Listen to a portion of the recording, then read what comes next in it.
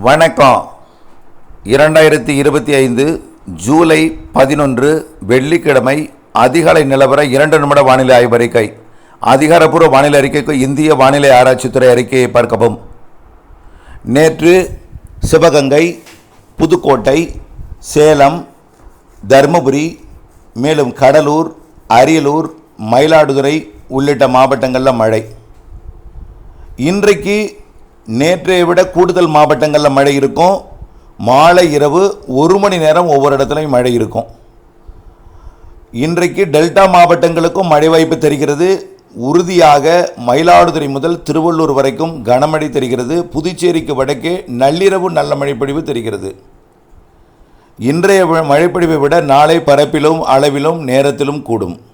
ஞாயிற்றுக்கிழமை தென் மாவட்டங்களுக்கும் மழை வாய்ப்பு இருக்கிறது. ஒதுக்கி திங்கட்கிழமையிலிருந்து காற்றுப்பகுதி கணவாய் பகுதிகளுக்கும் வாய்ப்பு இருக்குது.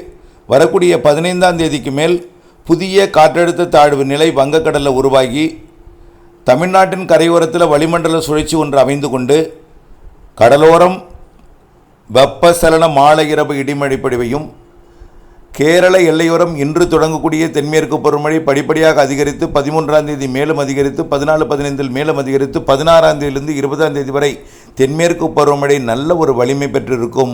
காற்றுப்பகுதி கணவாய் பகுதிகளுக்கும் நல்ல மழைப்பொழிவை கொடுக்கும். மேற்கு தொடர்ச்சி அணைகள் நீர்பிடிப்பு பகுதிகளுக்கும் நல்ல மழைப்பொழிவை கொடுக்கும். தமிழ்நாட்டில் அனைத்து மாவட்டங்களுக்கும் மாலை இரவு இடிமழை பொழிவு இருக்கும். கடலோர மாவட்டங்களுக்கு கனமழை பொழிவு இருக்கும்.